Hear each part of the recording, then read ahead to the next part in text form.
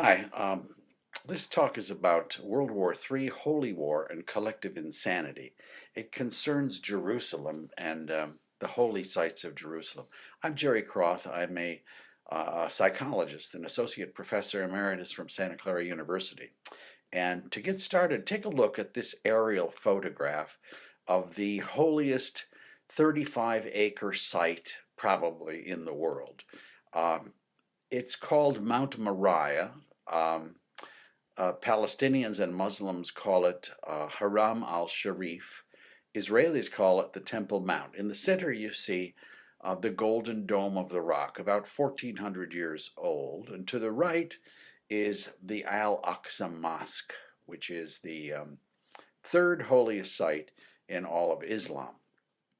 To the right is the Jewish Wailing Wall, which most Westerners are familiar with.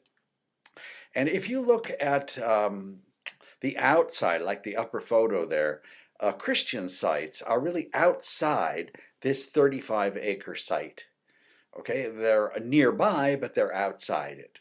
Inside the 35-acre Mount Moriah is the Dome of the Rock, the Al-Aqsa Mosque to your right, and at the bottom, the Jewish Wailing Wall.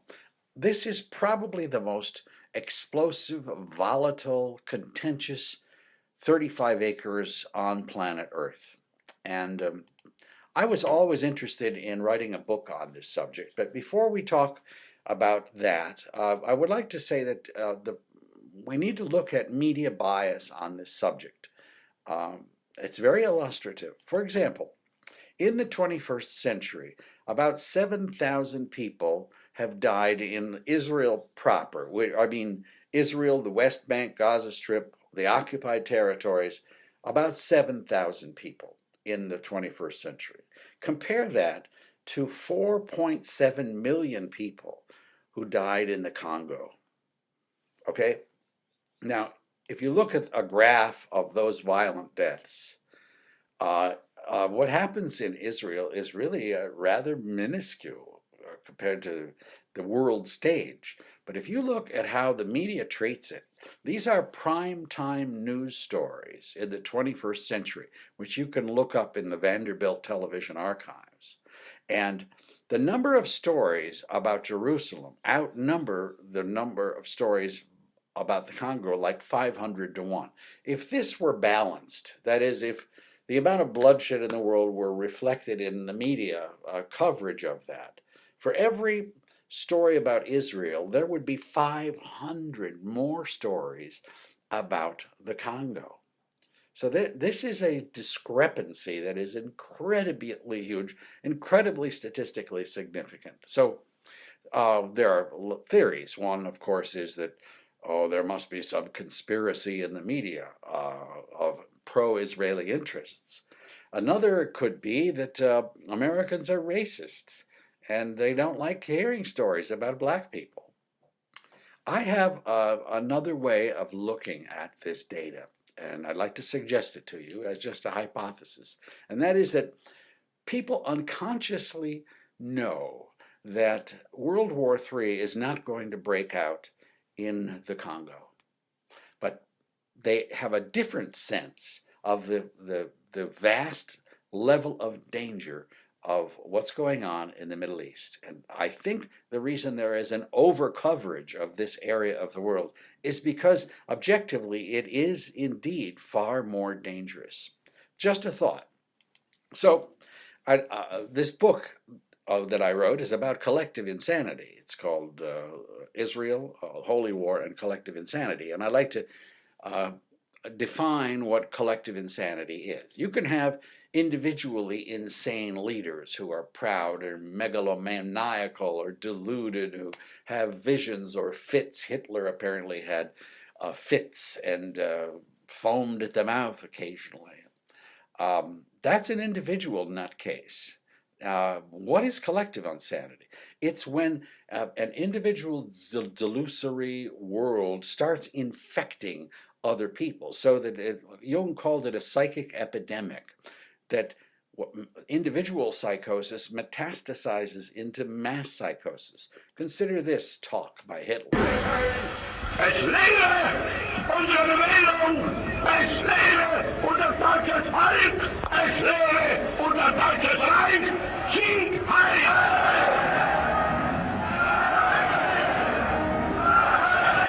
So through this kind of propaganda mechanism, the psychosis spreads and infects an entire nation. Now, the consequences of mass psychosis are absolutely devastating. In World War II, Hitler's, you have to look at World War II at least through psychiatric glasses. Why did Germany do this? They murdered 6 million Jews, premeditated murder in extermination camps, probably the worst human atrocity in the entire history of our species. 285,000 gypsies, 200,000 disabled were exterminated by Hitler. A total of 63 million total casualties in World War II. And why? Because they needed more oil? Because they were angry about Versailles? Can you explain it from the point of view of history or political science? Or do you really have to resort to explaining this at the doorstep of psychiatry? Because this is, in fact, madness. It doesn't confine itself to Hitler. Pol Pot was a delusional paranoid who was very mentally deranged, along with his wife. And he set about autogenocide, which was the killing of his own people. In Cambodia, something like 2.8 million people, almost 30% of the entire country, was murdered in the course of 3 years. We didn't talk about it when it was happening. We were not interested. Our media was not discussing it. Even to this day, very little publicity about the Cambodian genocide. But it is another example of mass psychosis and the terribly devastating effects that it has. So in looking at this, I was interested not in the politics, not in the roadmap, not in the negotiation strategies of Israel-Palestine conflict. I was interested in the psychotic forces, the dark forces, which I believe probably govern this situation.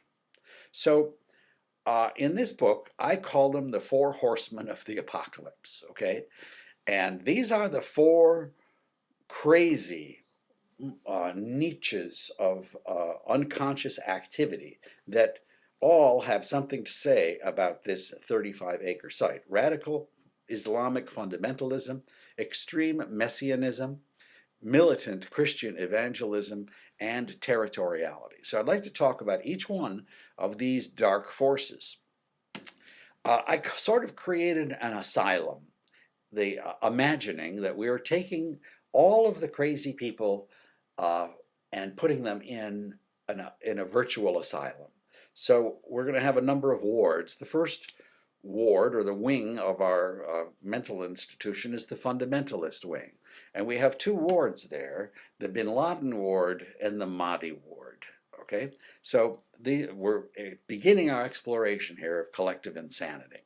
So most Americans are not fully aware of just how anti-Semitic Bin Laden was. He didn't call himself the head of Al-Qaeda. He called himself the leader of the world crusade against the world, the leader of the world jihad against crusaders and Jews. He was virulently anti-Semitic. And one of the top things on his plate was the liberation of the Al-Aqsa Mosque. We very dimly perceive this. In 1967, Israel conquered all of Jerusalem and said it would be an eternal city for Israel for all ages. And unfortunately, they took the 3rd holiest site, the Al-Aqsa Mosque, and they were wise enough to say, we're taking sovereignty over this, but we're going to let Palestinians administer it. Well, that's not enough for Palestinians or Muslims or many, many, many people. And here's what Bin Laden said about Jews and Al-Aqsa. He said, "We have not hesitated in the killing of Jews who have conquered the sanctuary of our prophet." His interest was the liberation of the Al-Aqsa Mosque. All right?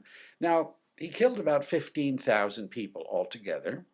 And although Al-Qaeda is all over North Africa and Pakistan and so forth, about 85% of the people that bin Laden killed were Muslims, actually. So our Al-Qaeda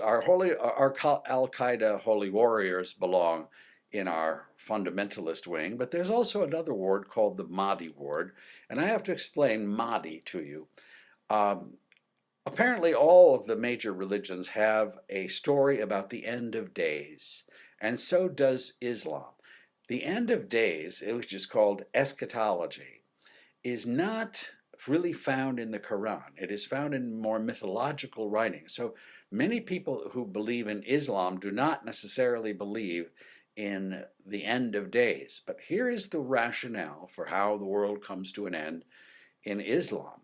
First, the Dajjal appears. He is something like an Antichrist figure and is quite likely to be Jewish. And he is very suave and very cool, but he's also very, very evil. And ultimately, a war breaks out like Armageddon, except this war is against the Jews. So an all-out conflagration involving all of humanity inflames the world. And in this process, it comes to an end when the Mahdi arrives, who is the Redeemer. Now, the Redeemer has an assistant. His name is Jesus Christ. Jesus Christ is here, comes back to assist the Mahdi, and his job is Jesus' job is to destroy Christianity, which is going to be a tall order. So the Mahdi arrives, and guess where he arrives? He arrives in the eastern gate of that 35-acre site on a white horse. The eastern gate is sealed now, but the Redeemer comes to the Al-Aqsa Mosque. Now, who believes this stuff? Well, one of the believers, deeply devout leaders, is Ahmadinejad. By the way, the Mahdi disappeared 1,000 years ago. He's a 10-year-old boy, and he's supposed to be returning. Ahmadinejad said he's talked to him. He's been in contact with him. There are institutions that he's created in Tehran for the Mahdi. There's a railroad station, so which when the Mahdi arrives, he will be able to go from this place to a mosque there and be transported by a train. Ahmadinejad said there is not a single decision that he makes which is not made in consultation with the Mahdi. There's another person who believes in the Mahdi, and that is Nasrallah from Hezbollah. He named his son Mahdi. So these two folks have a deep, devout belief in this end of days scenario. So let's get something clear about what this is not an indictment of Islam, okay? If you looked at that 1.5 billion members of Islam and say, okay, where is the collective insanity? It's, remember, a characteristic of insanity is that you are a danger to yourself or you're a danger to others. The majority of Muslims, for example, do not believe in the genital mutilation of girls. They don't believe that a person's hand should be cut off if he's guilty of being a thief. They certainly do not believe in the violence against children. The Taliban recently executed a 7-year-old. This is not a view held by the majority of Muslims. So we're talking about a tiny sliver here of psychotic people. So if we were to look at how many people would we say are insane, deluded Al-Qaedistas, Mahdi maniacs, and fundamentalist psychotic holy warriors seeking to liberate Jerusalem and the Al-Aqsa Mosque by any means necessary, including the killing of children? Well, that's a small segment of the entire population of Muslims. And in the book there, we talk about some people who have discussed it. One person says about 1.8 million. I use the figure 900,000 as the people in this world who are really willing and believing these delusory ideas that they would set off a bomb if they could. All right, so that's our first, that's a lot of people in our virtual asylum. So the next segment is messianism. This is the Jewish side of the coin. Now up there you see a graph, and we're not talking about Jews. We're talking about a very small sliver of extremists here. So when you talk about messianism, we're talking about people who believe that the Jewish Messiah is ready to come and liberate and fulfill prophecy. But let's note that 45% of Israelis do not believe in God. So certainly 45% of Israelis are not even included in this discussion. 15% of Israelis consider themselves religious. Only 8% consider themselves deeply religious, and we might call that Orthodox. But we're not indicting Orthodox or deeply religious people either here. So let's first of all talk about the messianic prophecies of some of these extremists who are deeply devout Orthodox Jews. First of all, the prophecy says that the first thing that happens is that the end of the diaspora, the end of exile, and the creation of the state of Israel. Well, that already happened in 1947, which obviously excited a number of people, thinking, my God, prophecy is now unveiling itself. Well, the next step is the rebuilding of the temple. The temple has to be rebuilt. Well, where is the temple going to be rebuilt? It's going to be rebuilt where the Dome of the Rock is. The Dome of the Rock and the Al-Aqsa Mosque have to be destroyed for the temple to be rebuilt. So say some of these people. In actuality, anthropologists don't know exactly where the old temple was, so there is some discussion about where the new temple would be built. And does it really have to be built exactly where the old temple was? But to these people, yes, yes, yes. Obsessive compulsive, yes, yes, yes. At the exact cornerstone that must be laid properly. Now, after that, there is the birth of a red heifer, a perfectly red cow. You see that girl there? She's using a magnifying glass to make sure that all the hairs on that red heifer are red, not even a wisp of white hair. There have been 9 candidates who have been born. There are people who are breeding red heifers. That heifer has to grow to 3 years of age, be sacrificed, and the ashes used to purify all the Jews in the world. And one liberal Israeli newspaper said, if the red heifer is born, somebody should kill it, because it signifies the unfolding of a great deal of violence and chaos. Because after that, there is Armageddon, essentially, but it's called the War of Gog and Magog. Great, great turmoil, again, all surrounding the Middle East, around Jerusalem, attacks and death, and involving most of humanity. But at that moment, the arrival of the Messiah, who once again comes into that 35-acre site, probably through the eastern gate of Jerusalem, which is sealed, and another Redeemer, another Messiah, is coming to bring an era of peace and joy to the world. So that's the end of days scenario for Messianists. Again, not held by very many people, including not every Orthodox Jew believes it in exactly this set of circumstances. So who's on our messianic ward in our virtual asylum? Well, here's I'm not going to get to that in I'm going to tell you the criteria in just a second.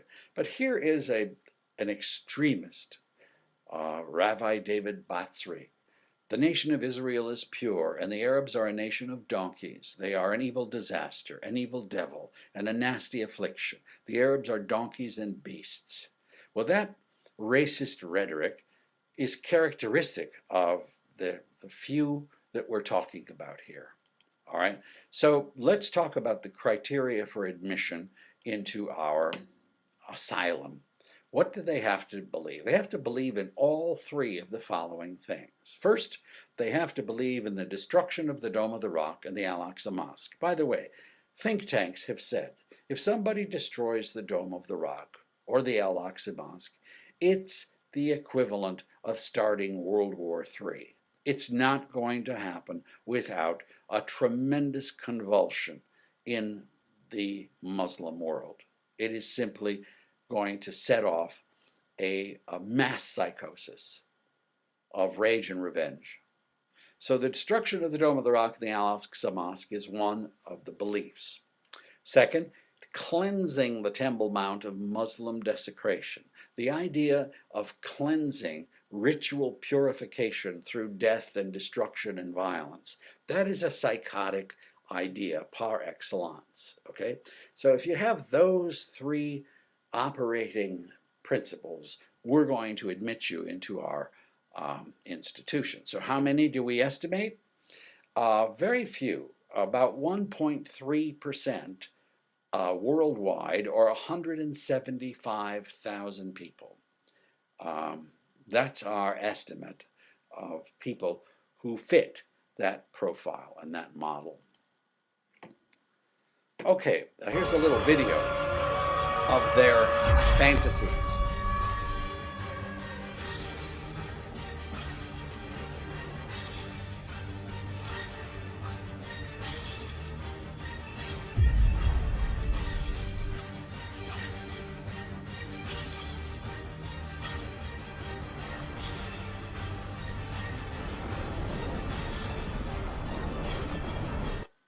So that's the fantasy, okay? And after all that destruction, the Messiah is likely to show up. So Muslims are aware. There have been almost 24 attempts over the last generation to blow up the Dome of the Rock or set it on fire. Plots that have been uncovered. And it doesn't go, I mean, in the Christian Bible, they talk about there are wars and rumors of wars. Well, that is really evident in a Palestinian mentality. So take a listen to this interview of a Muslim cleric.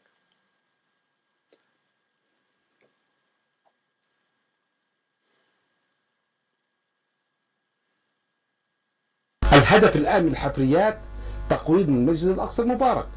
وبالفعل الآن أساسات المسجد الأقصى المبارك أزيلت، حتى الصخور حقنت بمواد كيماوية لإذابتها. أحماض نعم أحماض كيماوية. نعم. والأتربة والأعمدة والمسجد معلق بالهواء. هناك مخطط إسرائيلي مخطط إسرائيلي لهدم المسجد الأقصى المبارك وإقامة الهيكل. So there are actual archaeological excavations going on underneath the Al-Aqsa Mosque or nearby, and so that is interpreted in this paranoid way that that in fact these right-wing militant Orthodox settlers, messianists, are in fact trying to destroy the Al-Aqsa Mosque. So let's now talk about our third major dark force, Christian evangelism and the end times. You would think that the Christians have no particular vested interest in this 35-acre site because they don't have any structures or holy places there. They're close by, but they're not in that 30. But that's not exactly the case. So if we look at Christianity, and again, we are taking a small sliver of Christians, and this is not an indictment of Christianity. There are 2.1 billion Christians on this planet, 1 billion Catholics. Catholics, by the way, do not accept the book of Revelation and the so-called story of the end of days. Only 10% of Christians are thought to be evangelical, and even then, how many are fundamentalist evangelicals or creationists? And that's even a smaller and smaller sliver. Now we're getting close to our patients, but these are not our patients yet. So before we talk about our patients, let's get their theory of how the world comes to an end. And it's quite complex. So these are the elements of the Christian view of the end of the world. First, this is all from the book of Revelation. There are the 7 seals and the bowls of wrath, played by a few trumpets. And we have burning and locusts and drought and floods and natural disasters and a whole series of things that begin this process. Now, somewhere along the way, the rebuilding of the temple comes. Now, I don't know exactly when that is supposed to happen, but it is mentioned in the book of Revelation. So Christian evangelists, that is, are very interested in the building of the temple, the rebuilding of the temple, and therefore they're interested in the destruction of the Dome of the Rock and the Al-Aqsa Mosque. Because the temple at some point has to be rebuilt for all these prophecies to come true. Now, the next step is the rapture, where now there's some disagreement. Some people say the rapture comes later, some they say it comes before. But the rapture is when all the people who have accepted Jesus Christ are taken up to heaven. All right? Now, if Jews accept Jesus, they will be taken up to heaven too. But if they don't accept Jesus, well, they're not going to be raptured. Now, at a certain period of time, the Antichrist appears. He's very suave. He's very evil. I think he reigns for something like 7 years. He's ostensibly a man of peace, and he's just evil personified. And finally, there is a great war called the Tribulation or Armageddon, which involves, as some people have different estimates, but it could involve as much as 3/4 of the human race. Okay, this is like World War III, IV, and V, all in one package. And it ends with the arrival of Jesus Christ, who comes, where do you think? Through the eastern gate of that 35-acre site to bring 1,000 years of peace and tranquility. The return of the Savior. And once again, through the same location. Everybody's coming through the same gate. So, what makes this metastasize, in a sense, is televangelism. For example, Tim LaHaye put out the Left Behind series. Left Behind, you remember, like you were not raptured, so you have to stay here for Armageddon. He sold like 66 million copies and DVDs. That's a lot of anxious ears waiting to receive this message. John Hagee is one of the richest and certainly one of the most well-known of these pastors. He has a megachurch in San Antonio. His critics call him Pastor Strangelove.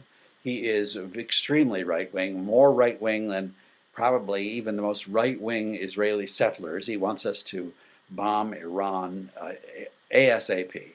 Jack Van Impe has been predicting the end of the world now numerous times. Hal Lindsey predicted the end of the world and sold millions of copies of the late great Planet Earth. These are the people who are rich, who are usually old white guys, and who are preaching this extremely right-wing message about the coming of days, the end of days. So they're broadcasting the end of the world to 192 countries. Here's a little excerpt of some of that. John Hagee, one of America's most popular evangelists, as well as one of Israel's most vocal supporters. From the shock and the devastation. From his mega church in San Antonio, his message can be heard on television and radio throughout America and the world. He will set his throne on the Temple Mount in the city of Jerusalem. He's also a best-selling author. His newest book, In Defense of Israel, warns of the impending nuclear threat caused by Iran. And it makes a case that the U.S. must act now. Undercutting the brave and heroic efforts of our military forces in Iraq. Could the threat from Islamic extremists be a sign of the end times? And is the apocalypse almost upon us? The Reverend John Hagee joins me for an hour of honest questions tonight.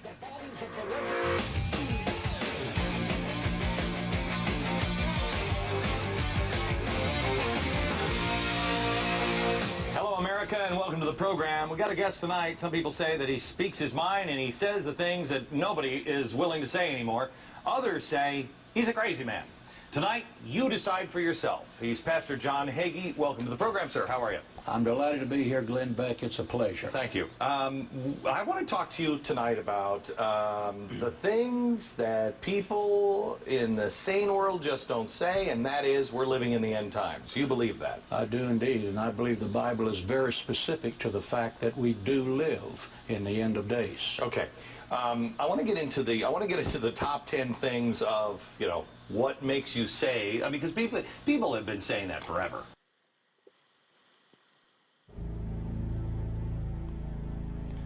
Will the volume of a growing chorus of voices proclaiming the end rise to a deafening crescendo?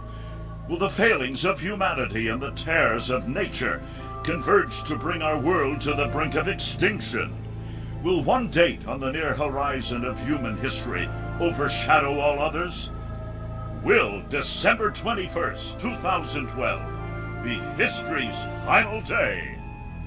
Hello, friends. So, these pastors really reach an incredible number of people. 20% of Americans listen to at least one televangelist per week. 40% of Americans believe in the end times. 18 million Americans believe that the end of the world will occur during their lifetime. So the effectiveness of spreading this word or this delusion or this gospel, your choice, is involves masses of people. So who are the patients in our evangelism ward? We're certainly not indicting all evangelicals here. So again, keeping in mind the nature of insanity is at least the committing danger to yourself or danger to others, or certainly that is a common thread to it. Here are the symptoms. You got to have all of these. First, you have to believe the end times will occur in your lifetime. Secondly, you believe the rapture will take the lives of Jews who have not accepted Jesus. This is a pretty anti-Semitic position to hold. 3, they believe in Armageddon, and many of them look forward to it with anticipation, and they can't wait for it. And finally, and most importantly, they believe in being part of prophecy, that is, to support with money, to aid, abet the carrying out of the destruction of the Dome of the Rock and the Al-Aqsa Mosque.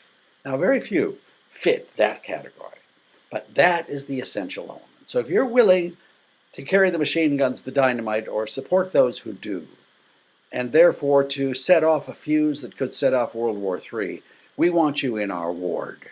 So of the 2.1 billion Christians, how many belong in our ward? 1.2 million. A small sliver indeed. That's worldwide. So that is another constituent of our virtual asylum, the people who would fit those criteria we just mentioned. So there is a fourth horseman of the apocalypse that has nothing to do with religion. It's territoriality. And let me explain this. Robert Aubrey wrote a book called The Territorial Imperative. It was a beautifully well done book. He describes that there is a male predisposition to defend territory. It is primarily male throughout the animal kingdom. From wasps to crayfish, wolves to zebras, males define their territory and then defend it with the ferocity of life and death. A wasp will sit on a rock, and that'll be his territory. If another wasp comes by, he will defend that rock with his life. Aubrey talks about proprietors and intruders as the fundamental dynamic going on in the survival of the fittest, the ferocity of the proprietor here. So if you take a small fish, put it in an aquarium, and you develop, this is my home, and then you put in a larger fish, that little small fish will attack the larger fish and usually win because he's defending his territory, and the other fish is the intruder, the occupier. So this basic rationale is explained. Greater black-backed and herring gulls breed on Appledore Island off the New England coast. Here the gulls court, mate, nest, and fledge young, all in 3 short months. But these two species are both predators, eating anything they can catch, kill, and tear apart, including other gulls. How can thousands of birds, each a potential predator on the eggs and chicks of their neighbors, coexist on a 95-acre island?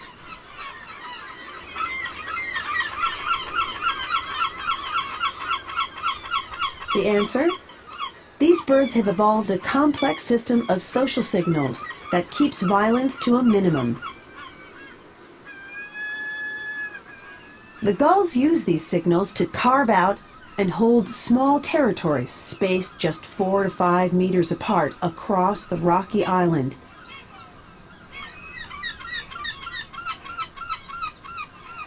Territoriality begins when males arrive in spring, followed closely by their mates, returning to the same patch of rock they held in past years. These experienced pairs strut about, inspecting the site for appropriate nesting spots and reinforcing territorial boundaries. Boundaries must be constantly defended. An interloper or neighbor approaching another's territory is met with a series of signals or displays intended to drive him away. This is a long call.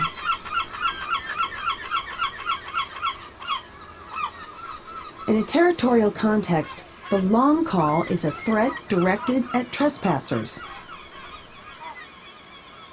The mew is also used in territorial disputes, often calling in support from a mate.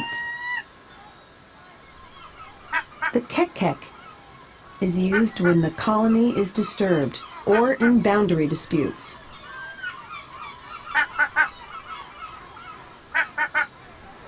The yow serves these same two functions. This visual display is an upright posture.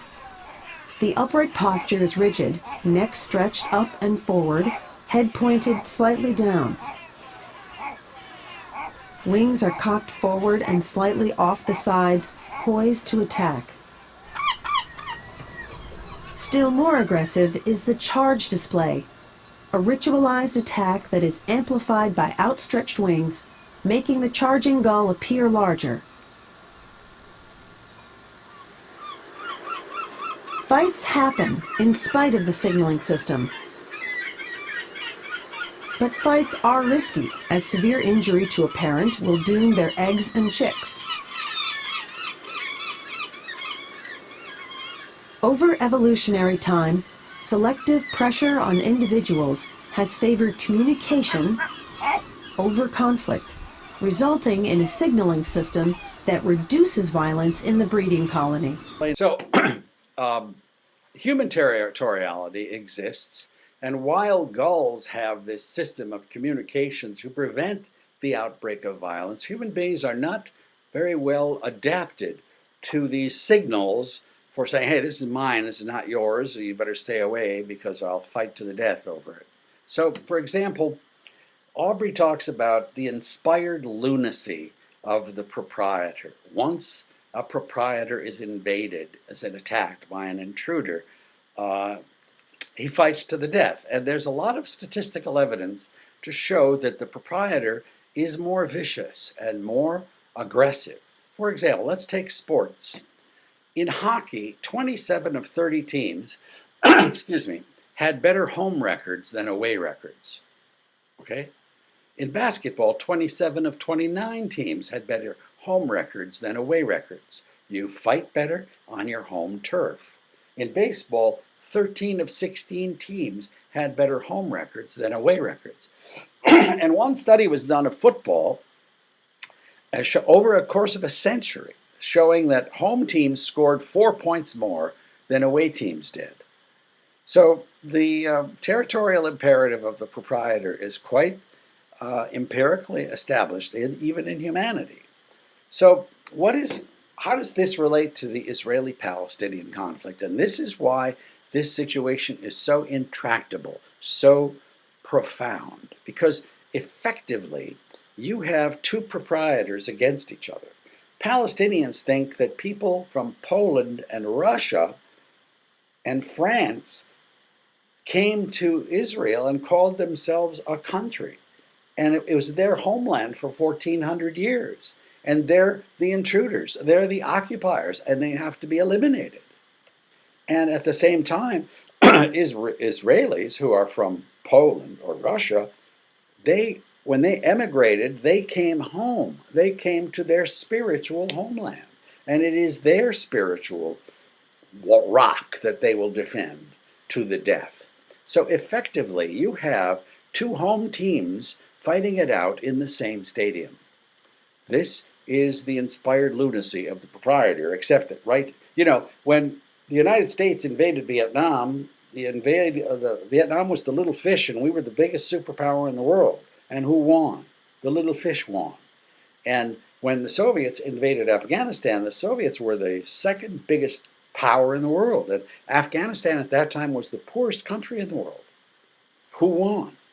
The Pashtuns of Afghanistan destroyed the Soviets and maybe have played a role in the actual collapse of communism. But that is not the situation here. You have two proprietors defending their home turf in the same stadium. That's why it's so volatile. So who do we put in our territorial ward, in our mental institution? Well, we have secular fanatics here. Hamas, it's religious, but it's also less religious than the others. PLO, secular militants who are seeking to remove the occupiers through violence and destruction. Then we have what are called revisionist Zionists, secular settlers seeking to remove the intruders who have occupied the Temple Mount and Greater Israel, Judea and Samaria, through violence and destruction. So how many people are we talking about here? Well, here are the criteria for admission into the territoriality ward. First, you have to have an absolutist territorial resolve. Secondly, you have a total unwillingness to compromise or negotiate any ceding of any territory to anybody. Third, you're willing to fight to the death and to cause the death of others in defense of your inviolate sense of homeland. Now, how many people fit that mold? Well, there's a little discussion of that in my book.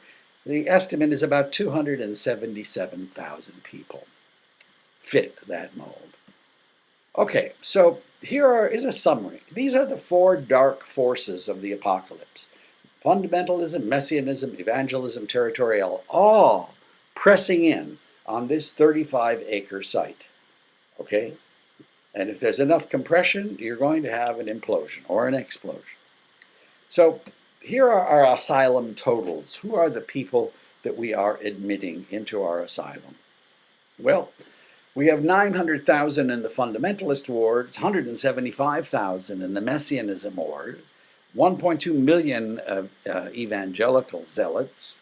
So the total is 2.5 to 2.5 million people, okay, of insane, psychotic holy warriors on one side of this question or the other.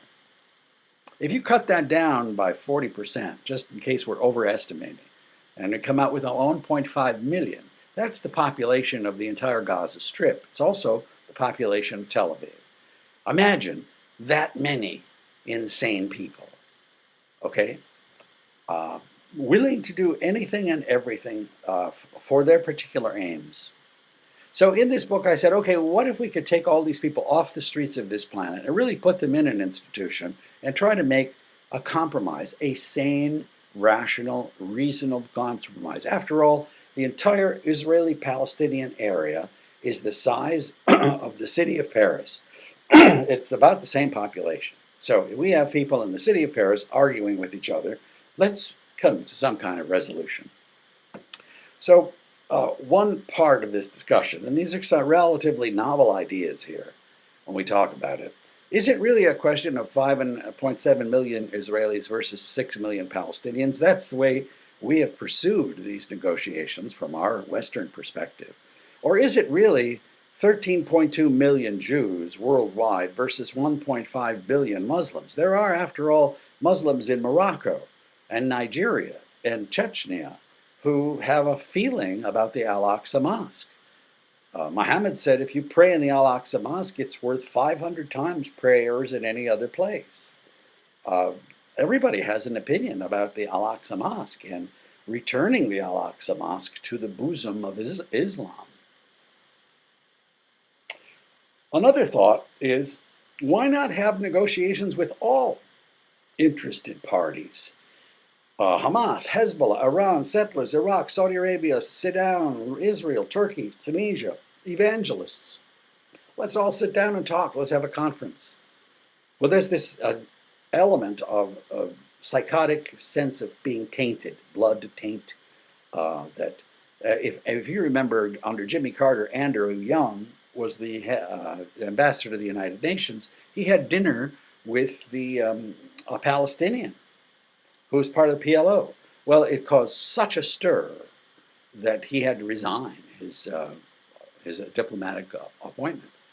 When Obama was going to run for president, he said, George Bush refuses to talk to North Korea, refuses to talk to Iran. I promise that I will negotiate, and I don't see any danger. After all, Nixon met with mass murderer Mao Zedong, right? Why can't we meet with Ahmadinejad? Well, 4 years into Obama's presidency, he hasn't talked to anybody in North Korea. He hasn't talked to Ahmadinejad, and he hasn't met with Hezbollah or Hamas or anything. So it would be absolutely revolutionary to have a peace conference. And by the way, it works the other way. There are people on the other side who feel that talking to these polytheists, that you become tainted. Anwar Sadat negotiated with Israel and was assassinated. Yasser Arafat felt that he would be assassinated if he signed the agreement he was working on with Clinton. But anyway, the Sanity Option might pursue those kind of negotiations. But if we looked at a 10-year best-case scenario, tried to be optimistic, well, certainly one of those elements is the creation of a Palestinian state. We said we were for it, but when it came down to it, we opposed it with every breath that we had. But creating a Palestinian state that has its own sovereign airspace, that has its own army, its own country, its own police, in which there are no checkpoints anymore, that would certainly be on the list. A second criteria, or a sane solution, is a massive improvement in Palestinian per capita income. It's 1/10 Israeli per capita income. So it's quite clear that you have to have a vested interest in peace. So if you're making more money and you've got a new apartment and you have an interest in peace and prosperity, that is certainly something that needs to be on the agenda on how that would be accomplished. But the most critical element is the disposition of the Al-Aqsa Mosque in the Dome of the Rock. Now, if we were sane here and rational and reason and tried to create a win-win situation, we might do the following. We might carve up the 35-acre Temple Mount, and if you see to the left of the Dome of the Rock, we have a borderline between Israel and the new state of Palestine. And the new state of Palestine now takes over the sovereign control of the Al-Aqsa Mosque and the Dome of the Rock. You don't have to get a visa from Israel if you're from Morocco to visit the Al-Aqsa Mosque. You don't need to ask Israel's permission anymore. It's part of Palestinian state. And as part of a trade-off, there are only a small percentage of Israelis want to have that temple rebuilt in its exact location, but actually 51% of Israelis want to see the temple rebuilt, even they're not even particularly religious. It's part of their fulfillment, their spiritual fulfillment as a nation. So it could be negotiated that that section of the Temple Mount would be a nice location for the building of the temple. Maybe it's not in the exact place it's supposed to be, but it is still the rebuilt temple. So that would be probably opposed by everybody. But it's still a win-win situation. It is a negotiated compromise, and at least in the Arab world, there would be nothing but jubilation, okay? There would be headlines all over saying Jerusalem has been liberated, Al-Aqsa is ours, all right? So this would really be cheered, even though they didn't take over the entirety of Israel, they didn't take over the entirety of Jerusalem. They only have a sliver of Jerusalem, but they have their sacred holy sites. This is a win situation for them, and just how much of a loss is it for the state of Israel? However, when we start thinking about all of the forces that exist against negotiation, by the way, Moshe Dayan, the Israeli decorated general, said, you don't make peace by talking to yourself, and you don't make peace by talking to your friends. You make peace by talking to your enemies. But there are many, many forces, political, lobbies, this and that are against all of these things that create a sane, rational solution to this sandlot problem of these people the size of the city of Paris. Now, in the last chapter, unfortunately, we explore the flip side, the 10-year worst-case scenario, Holocaust and Holy War. This was not a pleasant chapter to write. So, the 10-year worst-case scenario is really, really frightening. What if we continue with our present system and do not pursue a rational and sane solution? We have, after all, the Arab Spring, the rise of Al-Qaeda in Yemen, in Libya, in Syria, the rise of the Muslim Brotherhood, turmoil in Syria presently. How is all this going to play out? Well, take a look at Israel superimposed on a map of California. This will shatter your perceptions to some extent. Israel, including the West Bank, Gaza, and all of that, is about the size of one large county in California. So we'll call it County Israel. All right? So Sacramento sort of represents Damascus. Los Angeles sort of represents Cairo. Okay? And way over in Salt Lake City, Utah is Tehran. Over there in Phoenix is Saudi Arabia. So just you follow this perspective out a little bit, okay? One of the things about this area is that there are 7 navies around here. We're talking about the Armamentarium, all the bombs and all the fuses that could be lit by any of our 2.5 million nutcases. There are 7 navies cruising around San Francisco and Big Sur. The American Navy, Israel's Navy, Egyptian Navy, Syrian Navy, Russian Navy, pretty soon the Libyan Navy, and recently the Iranian Navy has appeared. That's a lot of navies right off the coast of California. There are 2,000 military aircraft inside and outside this region of County Israel, flying around and facing off with each other and looking at each other through their radars and scopes. There are roughly 2 million soldiers in uniform inside and around County Israel. That's a lot of soldiers. There are some 50,000 missiles and anti-missile missiles pointed at each other.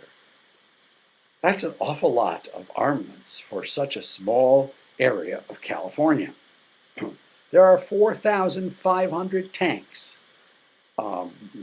cruising around inside and outside this region.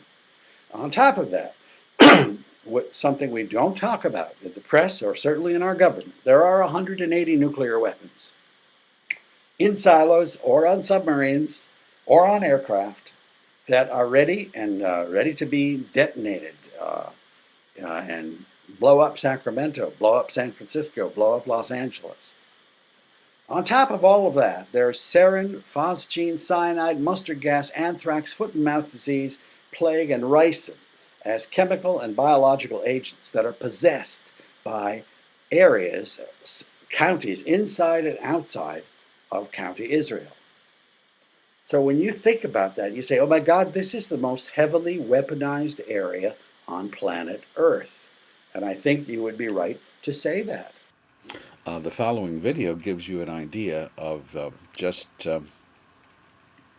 how much armament has been given to Syria by Russia.